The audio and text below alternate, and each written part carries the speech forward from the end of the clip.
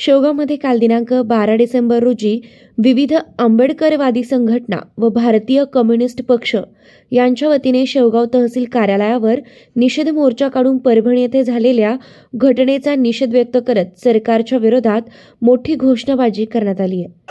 जिंदाबाद जिंदाबाद संविधान जिंदाबाद जिंदाबाद जिंदाबाद डॉक्टर बाबासाहेब आंबेडकरांचा विजय असो डॉक्टर बाबासाहेब आंबेडकरांचा विजय असो आरोपींवर तत्काळ कारवाई झालीच पाहिजे देशद्रोहाचा खटला झालाच पाहिजे देशद्रोहाचा खटला राजीनामा द्या मुख्यमंत्री राजीनामा द्या। यावेळी शेवगाव तहसील कार्यालयावर जाऊन शेवगावचे तहसीलदार प्रशांत सांगडे यांना निवेदन देऊन घटनेचा निषेध व्यक्त केलाय। बाबासाहेब आंबेडकरांच्या संविधानाच्या प्रती जाळणं, बाबासाहेबांच्या पुतळ्याचं ठिकठिकाणी विटंबन करणं, संविधानाच्या प्रतीच्या छेडछाडी करणं, संविधानाला बाजूला करण्याचं काम करण्याचं षडयंत्र या मनोवृत्ती भेकड अवलादीने समोर आणलेलं आहे। परंतु संविधानात एवढी ताकद बाबासाहेबांनी दिलेली आहे की हे संविधान या छगन आणि भेकड वृत्तीच्या मनुवाद्यांना मातीशी गाडणारं संविधान आहे। संविधान हे या देशाचा जीव आत्मा प्राण, या देशातील प्रत्येक नागरिकाचा जीव आत्मा प्राण हा संविधान आहे आणि संविधानाला जे खेटन ते या देशातल्या प्रत्येक नागरिकाला खेटणार आहे। या ठिकाणी हे भांडगुळ सरकार फडणीसचं असेल किंवा मोदीचं असेल, हे प्रत्येक हादसा झाला, प्रत्येक काहीतरी विटंबन झालं का कोणीतरी मनोवृत्तीचा मनोरुग्ण आला।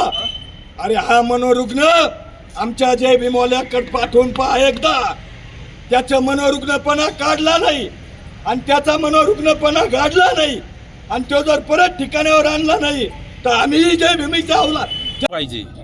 परंतु अशा वारंवार घटना होतात। मुंबईत घटना घडली, परंतु या सरकारने असं ठरवलं की तिथं मीडियावाल्यांना सांगितलं की मनोरुग्ण म्हणून जाहीर करा। नाशिकला घटना घडते, त्या ठिकाणी सुद्धा मनोरुग्णांनी केलं असं दाखवलं जातं।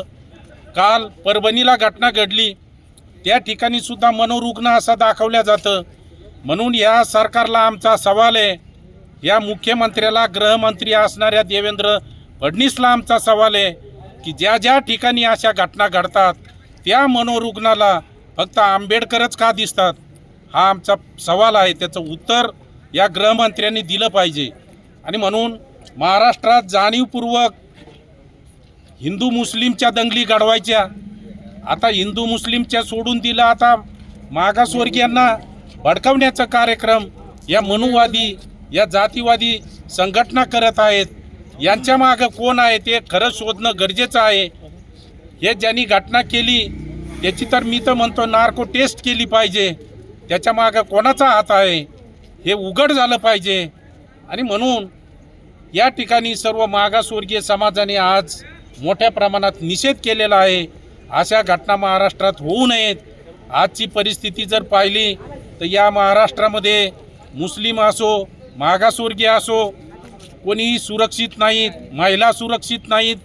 कायदा सुव्यवस्था 2.5 वर्षात आपण जर पाहिलं तर कायदा सुव्यवस्थेचे पूर्ण धिंडवडे निघलेले आहेत। प्रतिनिधी रवींद्र उगलमुगले, शेवगाव।